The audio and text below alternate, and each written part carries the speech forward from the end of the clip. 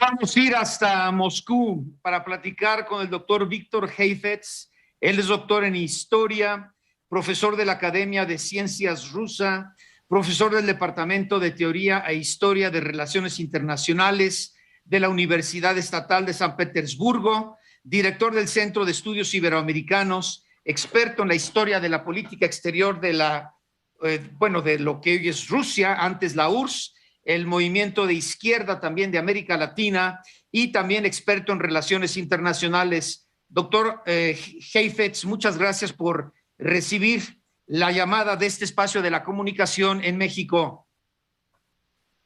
Gracias por la invitación.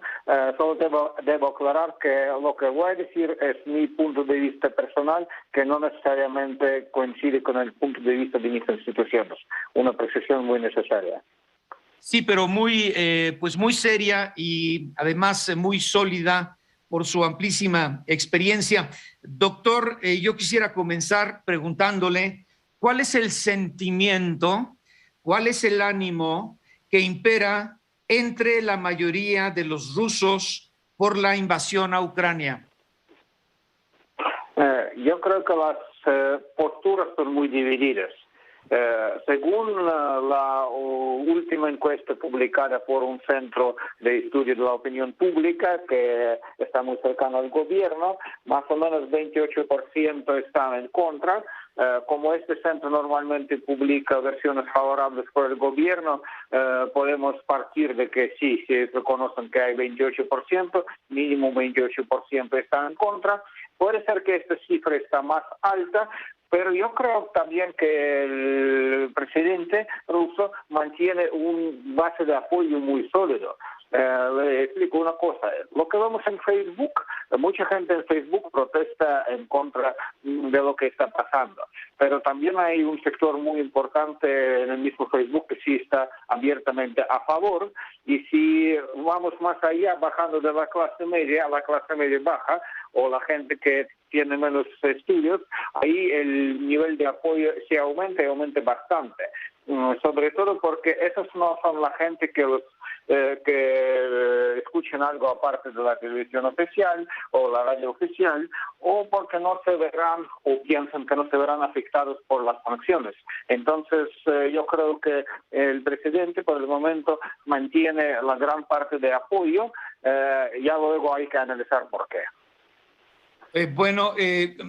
¿Cómo se encuentra entonces, doctor, la popularidad del presidente Putin si se llevara a cabo una encuesta en este momento, al sexto día de la invasión a Ucrania? ¿Qué porcentaje, desde su perspectiva, independientemente de los números que ya dio, respaldaría a Vladimir Putin? ¿Qué porcentaje de toda la población? Y le pregunto porque hay que recordar la anexión, invasión, si me permite el término, que llevó a cabo el presidente ruso Vladimir Putin de Ucrania con Crimea, allá en el año 2014, que le valió un apoyo, dicen, elevadísimo del más del 90% entre los rusos. Ahora la situación es muy diferente porque hay una gran parte de la población en Rusia que no justifica este ataque. Adelante, doctor. Yo creo que en 2014 también había un grado menor de apoyo de integración, por ejemplo, a Donetsk y Lugansk a Rusia o apoyo a su independencia, porque Crimea era el asunto que muchos rusos sentían como el suyo. Y ese sentimiento no era el mismo hacia las regiones del oeste y este de Ucrania. Siempre era muy diferente, se podía ver en 2014. Ahora yo creo que el grado de apoyo sería menor, pero a mí me parece que si mañana tendrían las elecciones, el presidente sí tendría buenas chances de recibir una gran cantidad de votos. No puedo dar las cifras exactas. Les doy un ejemplo que los mexicanos entenderán muy bien. Si estaríamos en el 1971, ¿qué tanto del nivel de popularidad del PRI podríamos hablar? Aunque el PRI sí ganaba. Sí, pero se ha hablado mucho, doctor Heifetz, del estado de ánimo entre los soldados rusos. Dicen ellos exclusivamente reciben las órdenes de sus superiores y contrasta con el ánimo de los ucranios, quienes están pues ahí para defender a su país de una invasión que no se justifica. ¿Cómo es que la mayoría de los rusos que en este momento apoyan al señor Vladimir Putin justifican o cómo explican esta guerra? Bueno, yo no voy a entrar en una guerra informativa para analizar los puntos de vista de soldados rusos o ucranianos, porque en los dos casos todavía no hay datos estadísticos suficientes para el análisis, pero puedo explicar cómo muchos rusos, los que apoyan al gobierno, motivan su apoyo. Primeramente, ellos sienten que hay una injusticia, no digo que sí hay o no hay, pero estoy hablando sobre el sentimiento, que las regiones del este de Ucrania deberían recibir derecho a separarse, porque el mismo derecho que tuvo Ucrania para separarse de la URSS, o dicen otros que hay violación de derechos humanos desde el punto de vista de derecho de hablar en su idioma en esas regiones. De nuevo, no estoy diciendo si es así o no es así, pero así es el sentimiento. Y por tercera vez, muchos rusos siguen viviendo con un sentimiento de que seguimos siendo un mismo país. O sea, en la mente de parte de un segmento considerable de la población, el país sigue siendo el mismo que hace 30 años, hace más de 30 años, y en este caso somos necesariamente somos hermanos, y el hermano mayor siempre puede decir al hermano menor lo que él debe hacer. Este sentimiento, esta nostalgia, motiva y afecta fuertemente las actividades de una gran parte de la población. Yo calculo que mínimo 30%, pero a estos 30% se agregan otros puntos de vista que dependen ya de circunstancias de cada día. Desde su perspectiva y como experto, doctor, ¿cuál sería una o dos claves para desactivar este conflicto bélico? ¿Qué requeriría o qué estaría pidiendo e imponiendo Vladimir Putin a los ucranios? Literalmente estamos ahora, si hablamos en los términos de ajedrez, en la posición de Zugzwang. Nosotros, yo me refiero a todo el mundo, no a algún país concreto. O sea, cada actividad empeora la situación y no se puede no hacer, pero se empeora. Entonces, yo personalmente tendría mi plan que no creo que lo aceptarían muchos gobiernos, pero mi plan sería muy fácil. Inmediatamente admitir a Ucrania a la Unión Europea y asegurar que no haya militarización del país. Enfatizo, es mi punto de vista, no estoy poniendo en duda el derecho de Ucrania de elegir lo que los ucranianos quieren hacer. Pero estos dos claves podrían asegurar por lo menos tranquilización de los ánimos y acabar con derramamiento de la sangre, lo que es lo más importante por el momento. Pero desgraciadamente yo no creo que estos planes van a funcionar ahora y me parece que todavía estamos por ver una escalación del conflicto. Doctor, esto que usted menciona es grave, es delicado, al parecer hacia ese objetivo se encamina esta guerra. Yo le quisiera preguntar, si me da 3 minutos de pausa, ¿cuál es su opinión en relación a la petición que hace el presidente ucranio para anexarse de inmediato a la Unión Europea y en donde ya ocho países han pedido también en carta abierta que se le dé un trámite expedito. Estamos hablando con el doctor Víctor Heifetz. Él es doctor en historia, especialista en relaciones internacionales, se encuentra allá en Rusia. Bueno, regresamos a platicar con el doctor Víctor Heifetz. Vamos hasta Rusia de nueva cuenta. Doctor, muchas gracias. Hungría se ha sumado hoy a los 8 países: Bulgaria, República Checa, Estonia, Letonia, Lituania, Polonia, Eslovaquia y Eslovenia, que el lunes pidieron en una carta abierta a la Unión Europea una perspectiva de adhesión inmediata para Ucrania. En total, son ya 9 los miembros del club comunitario, el tercio de los 27 estados que integran esta organización, en hacer bloque en favor de las aspiraciones de Ucrania, catalizadas por la invasión rusa, que el lunes se plasmaron en la firma por parte del presidente Volodymyr Zelensky con esta solicitud oficial de ingreso a la Unión Europea. Antes de la pausa, decía usted que si se acepta a Ucrania en la Unión Europea rápidamente, esto podría ayudar a desactivar el conflicto armado, doctor, o le entendí mal. Yo decía que según mí 2 cosas deberían ir simultáneamente. Una cosa, admisión de Ucrania en la Unión Europea. Otra cosa es asegurar que no haya militarización del país.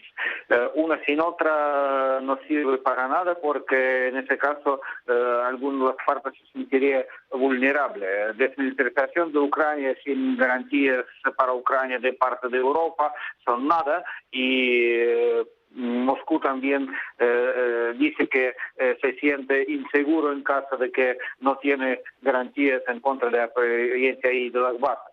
Pero el trámite acelerado es algo que nunca existió en la historia de la Unión Europea, pero yo no excluiría de que, dado la situación extraordinaria, la Unión Europea sí puede considerar realmente a admitir a Ucrania. 8 países todavía son menos del tercio, pero yo creo que el número podría ir aumentando. El motivo más preocupante para los europeos que están pensando ahora, si eso no involucra directamente a la Unión Europea en la parte bélica, en las actividades militares que se ocurren ahora en el territorio ucraniano. Pero yo creo que sí, más del 50% de probabilidad de que Ucrania esté aceptada en la Unión Europea sí existe. Doctor, pero ¿cómo separar si se logra esta anexión de Ucrania a la Unión Europea por la vía rápida que solicita el presidente Zelensky, con esa posición del presidente Vladimir Putin, que en parte justifica la invasión a este territorio cuando dijo no podemos permitir que Ucrania sea parte de la OTAN porque esto significa una amenaza muy importante contra territorio ruso, sabiendo que, bueno, pues Europa es parte, o gran parte de Europa es parte de la OTAN, doctor. Sí, gran parte, pero no es absolutamente lo mismo, y hay países de la OTAN que no son parte de la Unión Europea, y por lo menos hoy el portavoz del presidente ruso dijo que según él entiende no hay ningún problema con el ingreso de Ucrania en la Unión Europea porque no es asunto militar. Yo creo que eso preocupa a Rusia mucho menos, y debe preocupar mucho más, porque la Unión Europea como tal es una organización económica y política, pero no militar. Entonces, yo no puedo tomar la decisión por la Unión Europea, obviamente, y la Unión Europea tiene sus razones para aceptar o no aceptar a Ucrania, pero a mí me parece que eso podría ser parte de un plan para disminuir la tensión del conflicto. como uno de los claves, una de las claves, no la única. Entonces, el presidente Putin busca anexar a Ucrania a su territorio, como lo hizo con Crimea, o no necesariamente. ¿Qué es lo que busca Rusia? ¿Qué es lo que busca Rusia? ¿Qué es lo que busca el señor Vladimir Putin? ¿Qué condición sería? Señor Putin, yo no puedo responder por él. Ajá.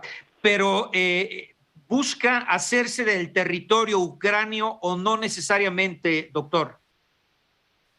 Él dice que no, aunque hasta hace poco Rusia tampoco reconocía las repúblicas separatistas, se decía que reconocía la integridad territorial de Ucrania. Entonces, la verdad, gran parte de análisis lógico dejó de existir después del 24 de febrero, porque los argumentos que se podían sacar lógicos no existen dentro del nuevo paradigma.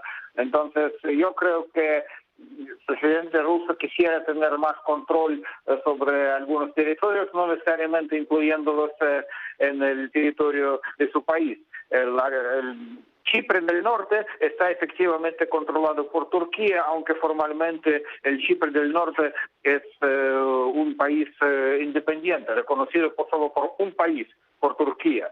Y, por cierto, la Unión Europea reconoce a todo Chipre como parte de la Unión Europea, incluyendo este territorio que está controlado por las tropas turcas. Entonces, los casos parecidos sí existen cuando el territorio está ocupado o no está controlado efectivamente por el gobierno, pero sí es parte de la Unión Europea. Entonces, hay otros ejemplos en la historia cuando un país de hecho controlaba algún territorio sin necesariamente integrarlo dentro de su territorio oficial. Entonces, para dejar en claro entre nuestro auditorio, doctor, desde su perspectiva y en la perspectiva de la mayoría de los rusos, no necesariamente buscan hacerse del territorio ucranio, sino simplemente que Ucrania no represente ninguna amenaza para Rusia en el ámbito militar, adhiriéndose a la OTAN, lo cual pues ya sería prácticamente imposible. Yo creo que muchos de los rusos que se apoyan lo que está haciendo el gobierno ruso no quieren que estas partes de Ucrania serían integradas al territorio ruso. Eso no es el principal motivo para la mayoría de ellos. Ellos están preocupados sobre todo, por lo menos dicen, sobre asuntos de seguridad, sobre derechos de la gente que vive en esos territorios, pero eso no quiere decir que apoyen la idea de integrar estos territorios al territorio ruso. Eso ya se podía ver en 2014 y me parece que no aumentó el apoyo a la idea de integrar estos territorios al territorio ruso. Entonces, a manera de resumen, claro que es un ambiente pues muy tenso y una solución muy compleja, pero con base en lo que usted ha mencionado para el auditorio, doctor, Putin no estaría buscando, si me permite, los términos, una segunda Bielorrusia para imponer a un presidente a modo en Ucrania, sino más bien una relación como la que tiene Turquía con Chipre. Eso es solo una de las opciones posibles. Otra vez repito, no podemos saber lo que está en la mente del presidente ruso. Solo él lo sabe. Yo creo que incluso su círculo cercano no tiene ni idea de los planes. Pero estoy intentando entender su lógica y eso es una de las posibles adivinanzas, pero no es la única. Sí, efectivamente se puede saber. No creo que él quisiera integrar a toda Ucrania al territorio ruso, pero creo que él considera que tiene el derecho de controlar lo que está pasando en Ucrania. Así sería más exacto. Para ir concluyendo, y gracias, doctor, ¿cree que el conflicto pueda escalar a lo nuclear? Por el momento no. Ajá. Por el momento no, quiere decir que tampoco se... Y además, ¿cómo sería una guerra nuclear con Rusia? En este momento, pues muy pocos, yo creo que lo podrían imaginar, salvo pues uno de los principales o el principal protagonista, como es el presidente Putin. Pero ¿cómo podría escalar este conflicto a uno nuclear? Sería imposible de imaginar. ¿Cómo lo estaría usted considerando? Mira, hoy en la mañana aparecieron varias noticias de que algunos países europeos van a donar a Ucrania sus aviones militares para que estos participen en los combates. Pero luego un país tras otro empezaron a desmentirlo, empezando de Gran Bretaña y siguiendo con Eslovaquia y Hungría y Polonia. Y yo creo que lo hicieron precisamente porque esta donación de aviones militares podría ser tomada como un casus belli para Rusia, porque en ese caso ya se consideraría que los países de la OTAN están en contra de eso militarmente. Y creo que por eso decidieron hacer un paso para atrás. Entonces, yo creo que hasta el momento que haya un enfrentamiento directo entre las tropas rusas y la gente que representa los países de la OTAN, no hay riesgo directo de la guerra nuclear. Entonces, lo más importante es evitar que aparezca este enfrentamiento directo. ¿Cuánto tiempo más cree que pueda durar esta guerra? Le estoy pidiendo que sea pues casi adivino, doctor, pero ¿cuál sería en 30 segundos su mensaje para el auditorio? Yo tengo un temor de que hoy y mañana vamos a ver enfrentamiento alrededor de las ciudades Kiev y Kharkiv. Entonces, antes de llegar a una conclusión, pues habrá mucho más sangre en el muy corto plazo, doctor. Me parece que las dos partes, antes de llegar a la segunda ronda de negociaciones, quieren fortalecer sus posiciones. Por eso puede haber más sangre antes de las negociaciones. Bien, doctor Víctor Heiftes, de la Universidad de